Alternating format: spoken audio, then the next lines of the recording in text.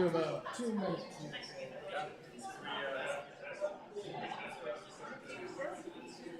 Yep. Good afternoon, everybody. It is about 3:11, and if we could just have everybody grab a seat up here at our table, we'll start our conversation in about 2 minutes. Please do grab some lemonade in the back as well as a cookie, and we thank you all for being here this afternoon. So thank you for joining us. We'll start momentarily. Are you ready? Yes. Yes, I am. I've been ready for years. Should I have you sing, or who do I have to?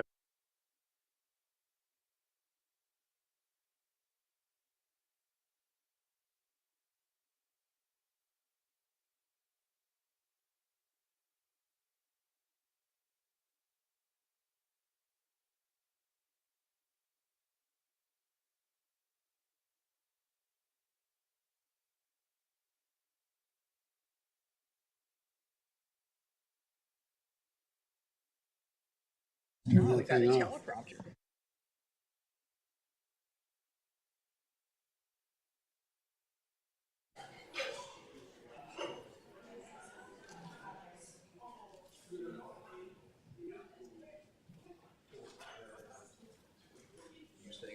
I'm going to stay up here. Yep.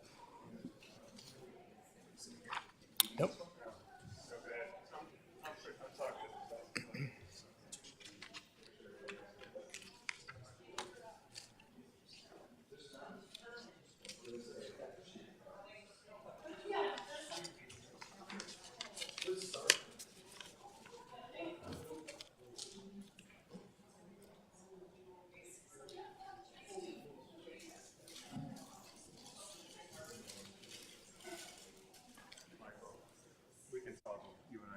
Perfect. That's great. Well, good afternoon, everybody. Before we get started and I turn it over to Mayor Mahoney, I just wanted to make a couple of brief announcements. I'm Mike Redlinger, City of Fargo staff. Thank you again for being here this afternoon. Your time is valuable. It's appreciated. Your enthusiasm and support for the performing arts in Fargo is very much appreciated. So thank you. A couple of housekeeping items. Our restrooms are just immediately outside this door right here and behind you, behind the reception desk. And then also, this particular portion of the meeting, where we're going to be doing a very brief presentation before we turn it over to you to have some conversation, will be recorded. And so some of this is broadcast live on public access TV at this time. We just want to make sure everyone's aware of that. And then a portion, we are going to have a break and kind of a facilitated discussion. That portion will not be broadcast, but just wanted to make sure that everyone was aware of that. So with that, I will turn it over to Dr. Mahoney, our mayor of the city of Fargo, to formally welcome you to City Hall. Thank you. Welcome. I almost feel like I'm in theater right now. During the last election, what happened, unfortunately, people ask you questions about what you're doing or where we're headed or what the community is headed for. And now in the back of my head is the performing arts. What are we going to do? Where are we going to attack this? So we've been looking at it, and basically made the decision it's time to pull the trigger. Let's see what we can do and see what we can raise. Let's see what we can do as a community. I have a civic center building next door that we're just not using. We don't have any real good use for it right now. Once in a while, somebody will do something with it. Sanford has come along and is willing to utilize it as a basketball center until the sports arena is done. That gives me a 2-year window that I can play. So what I wanted is a team to get together, and Linda started this a long time ago when she was on commission as well, is when are we eventually going to take on this performing arts? So I thank you all for taking the time to coming today. Arts is alive and well in our community. There's a lot of people that have done tremendous things. But when I'm talking in my travels and in talking to people, it's an important part of the puzzle that this city needs. We truly need to address this area because we have people. I got bike paths, I got walking paths, I got a good downtown, I have things happening in the community, I have jobs, a lot of things happen. But we need to address the critical piece that we're missing. And Denise, when she got elected, she and I talked about liaison assignments. And she is on the Arts and Culture Committee and has been active in that area. So I said, let's change it up a little bit. Dave Pipcorn was on it, and he truly loved the arts as well. But I thought Denise could bring a little different angle to it. So she's going to be the spark plug of the team. So she is going to very much help us get this to a catalyst, a yeast, and get us going. So today's meeting, we need your collective wisdom to help us move this forward. And then we don't want to stop. We want to keep going forward. Our consultants are with us. They're helping us do that. We'll get a steering committee together to raise funds. We'll get different people together. But let's have the vision that this is going to happen. We just have to figure out how to make it happen. And again, all of you are very experienced in these markets, know a lot of what's going on in the community, and have the donors and different people that you might think about. But what is it going to take to get us there? And what would we consider? We're just talking about how big does it need to be? How, what do we remodel? Do we rebuild? What do we do? But what I want you to focus on is let's get something. So let's figure out how, it may not be all of what we want or maybe part of what we want, but let's try to figure out something that would be a solution for us. So Mike, who does it go next? Me. Commissioner Oh, Kolpak. Denise, yes, okay. Welcome, everyone. I want to start by thanking you for supporting the arts and being part of the arts in our community. It's so important to our culture and our quality of life, and I really commend you. I'm not an artist myself, but I'm a big patron, and I really want to sincerely thank you, and thank you for being here today. As Mayor Mahoney said, this is part of my portfolio, and I still am liaison to arts and culture as well, so that's a nice combination. And in addition, I'm liaison to the communication government affairs team as well, so all three really work hand in glove together. So again, I'm going to be part of the steering committee moving forward. So far, I've been part of the internal meetings with the smaller group. I'm getting up to speed. A lot of great work has already been done that I wasn't part of, so I commend you for what is a really good foundation and a lot of legwork that's already happened. And I commit to you that I will be passionate about this, and I will do everything I can to make it a reality. So welcome. Thank you, Commissioner Kolpak. Should we go around the room? I was just going to offer to do that. And before we introduce who's at the table, I just want to introduce our consultants that are here joining us from the Benefactor Group. You've met JD Biting, and then Courtney Smith is right over there. And so we just appreciate them traveling to Fargo to help facilitate the conversation today. And so we're all going to kind of take parts in a very brief presentation today after we do these introductions. So thank you. Charlie Johnson, Convention and Visitors Bureau, Fargo, Moorhead, and West Fargo. I've been on the group for quite a while now, so. Sure. Yeah, again, JD Biting, Senior Consultant with Benefactor Group. Matt Gasper, FM Ballet and Gasper School of Dance. David Hamilton, FM Opera. Hi, Russ Peterson. Teach at Concordia College, play with the Fargo Moorhead Symphony, and in a rock band. Denise Sodegaard. I worked in the Fargo Public Schools as a music teacher and music supervisor for 40 years, and now I'm retired, so just bring what I can.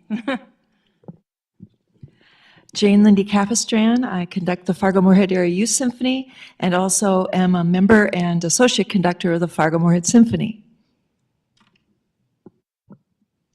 Laura Kellag, and I'm the Executive Director of FMAIS, and I also teach flute at NDSU and MSUM.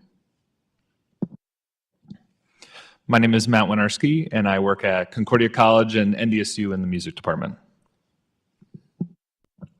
Rodney Bischoff. I'm with EAPC Architects Engineers. I was able to participate in the tours on the previous tours, so I'm excited to hear more about it today.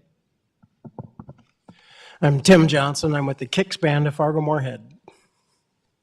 Tanya Blanich, Director of Operations, the Arts Partnership.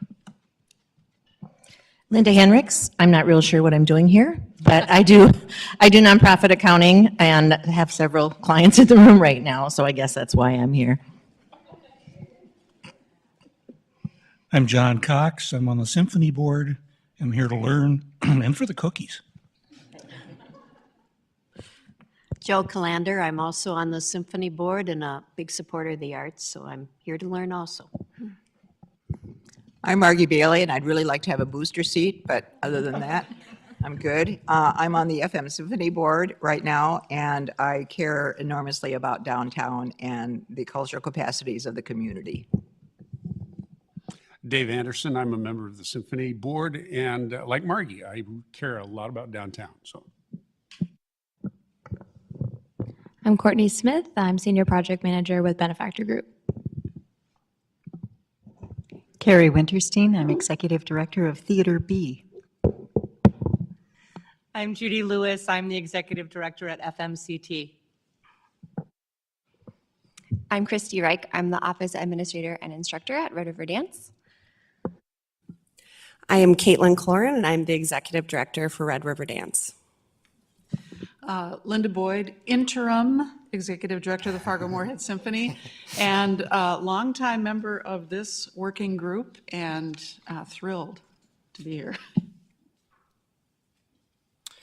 Very good. And we, as I said earlier, just have a brief presentation that we want to talk through today, and then really leave a lot of time for conversation with all of you. And so first I want to turn it over to Linda, who's just going to talk a bit about the type of facility that we've talked about from 2015 to present and what we've contemplated here in downtown Fargo.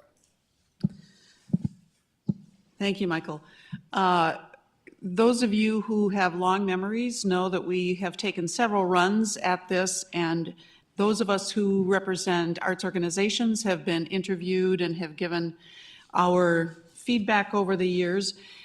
In 2015, the mayor put a new working group together to determine, among other things, not only the purpose, but where it would be located. So we went through a fairly long process of really analyzing all sorts of locations, possible locations around town, and came up with a final recommendation that we made officially to the City Commission a few years ago, that it would be on the space where the Civic Center is now.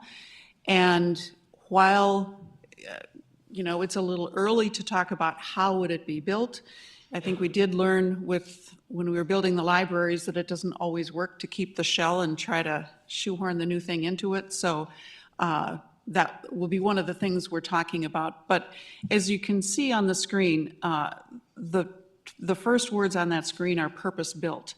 I think we've seen a lot of facilities get created in this community and in the region for various purposes. And they're usually purpose-built for that purpose, whether we're talking about new hospitals or new hockey rinks. They don't try to make them multi-purpose. They're purpose-built for their highest purpose. And that really has been informing the work of this group. So when we talk about a concert hall, we're talking about a concert hall, because that's one thing this community doesn't have. We have some multi-purpose facilities on the college campuses, but with the quality of all of our groups, what's missing is the proper space to put it in. And as we all know, the hall is as much of a musical instrument as the instruments themselves. And with a substandard hall, it's quite a challenge. We understand that there will be some amplified events that will want to come in, and it's easy to dampen something that's already live than it is to liven something that's already dead. So certainly we would be welcoming stage shows and Broadway shows and that sort of thing. But the emphasis would be on serving this community and our needs. I think when the initial round of conversations took place back in 2008, 2007, 2008, they interviewed all of us, the colleges, some of the touring groups, Jade, and the feeling then was for quite a large seating capacity, I think 2,500, because that was to 3,000, which is what some of the large touring groups like to have. I think it was a consensus among all of our groups that that's way larger than what would be comfortable for our purposes. So one of the purposes for today is for you to be as clear as you can about what your ideal size range would be and why, and what you're looking for in a space. So be thinking about what you need, front of house, backstage, all the things that your ideal facility would have. We may not get all of those elements, but we need to know what the local needs and desires are. So we'll be asking you about that, so have that in mind. This is a slide that we put together in the deck just to talk about some of the other peer comparisons. We have studied this question from 2015 to present about who do we compare ourselves to, not only in the Midwest market, but beyond that. And these are just a few examples. A facility that comes up quite frequently in comparison is the Fox Cities Performing Arts Center in Appleton, Wisconsin, as well as, of course, the Washington Pavilion, which is just 245 miles or so to our south in Sioux Falls. There are other communities that are listed here, but we've looked at this question over time. There were earlier facilities that we had evaluated as well, but just to show for illustration what these other kind of communities have built to for seating capacities. And then we wanted to spend a little bit of time today talking about budget. And I want to make one introduction, somebody who just joined us, Rob Remark. Rob Remark is of JLG Architects. Rob has been with us really from the beginning, both as a subconsultant to HVS Hospitality out of Chicago, as well as more recently as our prime group that we've worked with to try to help us understand feasibility and understand who might potentially use this facility if it should be built. And so Rob and his team was engaged recently in 2019 to talk about the feasibility of, and this is pre-pandemic, of utilizing a new performing arts center and what that kind of program would look like. We looked at market and financial assumptions that were developed with HVS in their Chicago office back in 2015, and we're really working to refresh that. And Rob can speak to this, but he also assisted us with trying to take a look at some takeoff numbers on construction inflation, most recently as this past year, and trying to estimate, okay, where do we think we might be using very conservative inflationary figures, knowing that construction inflation in the last 2 to 3 years has been astronomical. How long does that continue? We don't really know. When does it come back down to earth? We hope soon. But this is something that JLG has assisted with us in trying to just answer the question, what should we plan to in terms of thinking about a new build or any kind of renovation? Really what we're talking about now as we meet with you folks in the arts community and beyond is moving from kind of concept design, some of those concept facilities like you just saw in the earlier slide, to more of a schematic design, evaluating our goals, evaluating the uses and the program requirements of this facility. We want to try to get this as close as we can to what the community wants and what you are really looking for in a new facility. And so Rob has been a great help in trying to help us scope that. And I think we would be happy to have some sidebar conversation about that when we have our follow-up conversations. And then next, I'm going to have Charlie just speak very briefly just about other projects in the community, public sources of funds, and where we go from here. So I'm going to talk about public sources of funds? Okay.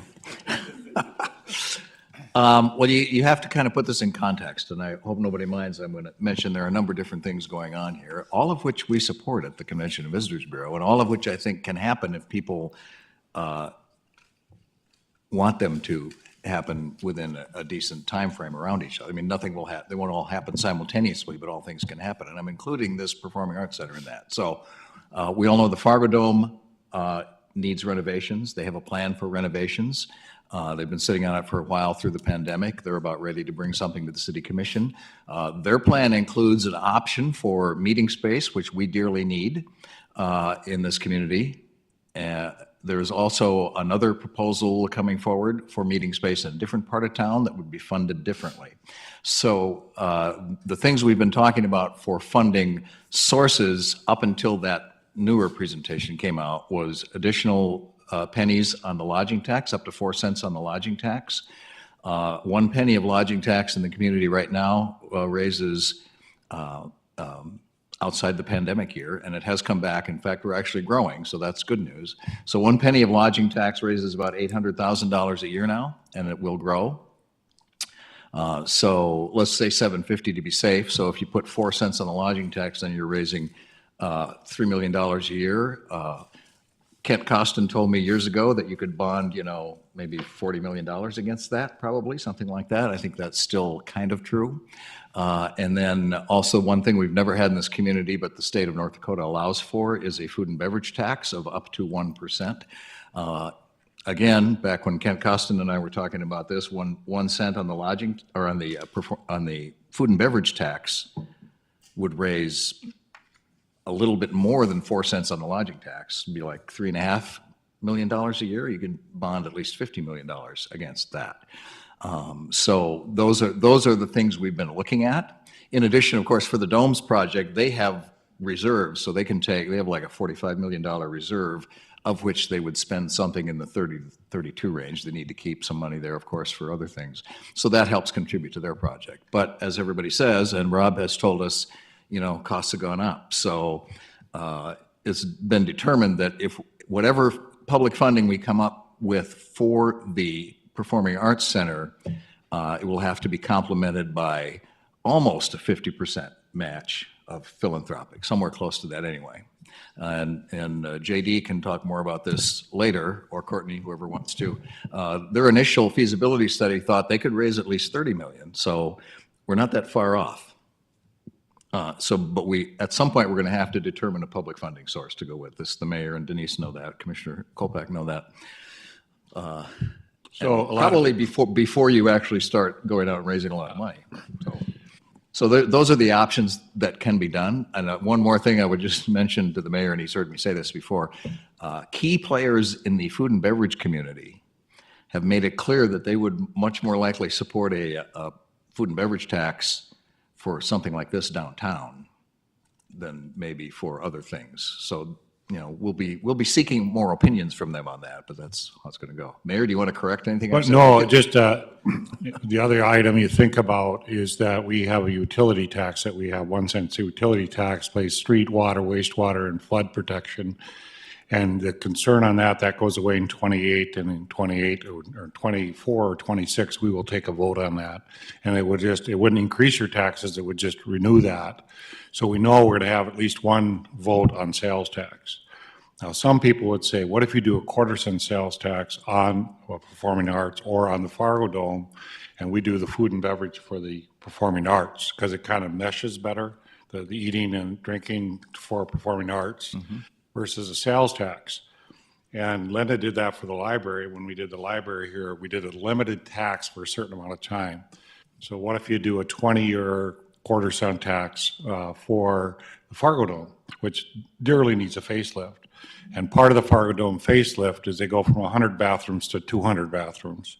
And they do a lot more in the concourse that makes it wider, so you're not packed all the time you're out there. And you have meeting space and a variety of other things. So there will be a real push by the Fargo Dome for us to do something as a facelift, because it's 30 years old and it needs something. So that's what you got to kind of put your minds together. Would you be okay if you had another penny on a meal that you had out? Would you be okay if we did a 1/4 cent tax and did the Fargo Dome redo? But that would then involve Linda and I in strategizing. That would involve help from the community to say, no, this is important, we want you to vote for it. And the good news we have, in a sense, is West Fargo's taxes going up. They'll probably pass their fire station tax at 1/2 cent. And so taxes in West Fargo will actually be 1/2 cent higher than Fargo. So we do feel you might have that wiggle room to say, hey, we're not that bad. And then the other thing Charlie and I did is we looked at all other communities, Rochester, Sioux Falls, different areas, and the amount of tax to do some of these things is done frequently in many of those communities. And the only problem we had is we had a flood, and we're very concerned about the flood. But that looks like we've got all the funding lined up for it. So reality is, in 28, if it renews, I no longer have to put a 1/4 cent into flood protection. Now, I may take that 1/4 cent and put it into drought protection, but we probably can handle, quote, our infrastructure needs. Now it's a question, does the community want to get it behind something else? And this would be it. I think legally we can pass a food and beverage tax by a commission vote of 3-2. So we might be able to do that. What we have to see, as this group here, we have to see a commitment by the community. So if they want a performing arts, let's see the commitment and see there's there. Our consultant says 30 to 35 million. I say 50 million I think we can raise. But it's just, I like to be optimistic. Charlie's in the middle. But it's just, you got to kind of decide where you are on this. But reality has to strike. So that's part of the discussion just amongst yourselves. Hey, I like this, Tim, or I don't like this, or I'm thinking, yeah, we could probably do that. Because it's what the tolerance level of your community and what do they sense the needs of the community. And one of the reasons we wanted this group to come together is because I think we recognize that we've gone quite a ways into this without engaging enough of you in this process, because we really need a groundswell of support from the arts community to show that this is desired and it will be used and people will want to have it. So that's why this meeting has come about, maybe even a little too late, but we're glad you're here. So we need that support. And I think also, all of these things we're talking about, if we have the arts community behind us, if we can get the food and beverage community behind us, I know we can get the chamber behind us. I know we can get the Economic Development Corporation behind us. I know we can get the Downtown Community Partnership behind us. All of those groups are going to support this because they believe in advancing the community. They know that you can't just sit still and not have things, and just expect things to happen organically. Things like this don't happen organically. The communities need to be involved. You hear lots of arguments about, needs versus wants. Well, yes, this is a want, but I would also argue that you need it if you want your community to grow and you want to continue the kind of development that we've had in Fargo, Moorhead, and West Fargo. And remember, I think about the whole ball of wax here. It doesn't really matter to me where it goes, although I think downtown is the perfect spot for this. So if you want the community to grow, then this is what you want. If you don't care and you want your community to stay the way it is, then fine, vote against whatever it is we bring to the public. But I think we will have a large segment of the business community and all of the invested parties that will support this. So, and hopefully we can get all the colleges and universities on board too. That'll be great. Thank you, Charlie. The next slide, JD is going to help us present. This is about the fundraising feasibility analysis that was conducted, and then we're going to turn it over to you after that, and we're going to have a conversation about next steps. So turn it over to JD. Thanks, Michael. And Charlie, you did a lot of the heavy lifting for me on that. So no, it's good. No, it's good. But a couple anecdotes I'd like to share. So Benefactor Group, we help municipalities and other nonprofits and communities across the country look at public-private partnerships to help raise funds for performing arts centers and other community uses and a couple comments. I want to talk about our feasibility study in just one second, but one thing we see over and over again when, especially congrats on getting reelected and congrats on your election, because when we see the mayors and the electeds really behind it, that really is a recipe for success, and so that's very encouraging, and it's something that we see elsewhere. We did our study at the end of 2020 into 21, and when we did our presentation, I think that might be for the public record. I think it's out there somewhere, but the result was 30 million plus. There's a lot of variables. This whole thing's about a lot of variables. A 30 million campaign would typically see a lead donor, of say around 5 or 6 million. The 80% of the funds from a philanthropic standpoint would come from your top 10 or 15 donors. Again, from a private standpoint. So, if someone comes in higher than that at that top mark or a couple, those funds could go from a 30 to a 40, perhaps. Maybe 50 might be a stretch, but it's good to be optimistic. But that's why I put the plus on that it could be more than 30. But leadership is key. Charlie, I don't think it's too late to bring this group together, actually, because the steering committee has yet to be formed. I think some of these folks, 4 folks right here, have been meeting more of a processy type thing with getting this group together and talking about public funding. But I feel like a steering committee will help get this done, and how, especially since the city doesn't necessarily have a development department to help, that's where Benefactor Group working with you all to help get all that achieved from a fundraising standpoint. But that's a really key piece, that steering committee with leveraging public dollars. And so our study, the last thing I'll say about our study was of the 40 plus individuals that we interviewed, plus the arts focus group. I think, David, you were in on that, and others. over 85% of those interviewed want to support this in a philanthropic manner. Some folks reserved how much they wanted to donate, but some early signs are that they do want to donate to this significantly, and they see this is a source of civic pride, and they want it not just for the arts, but for the city of Fargo and the community to thrive, and the people see that. And so, with that, is this the last slide, Michael? Before we go into our facilitation. Timing wise, I know we wanted to, should we see if anyone has any burning or urgent questions first for a minute before we go into our, we do want to do some input. Someone has a Yeah, burning Dave, urgent question. yeah. Yes. So the public can hear you, Dave. Yeah. My question about,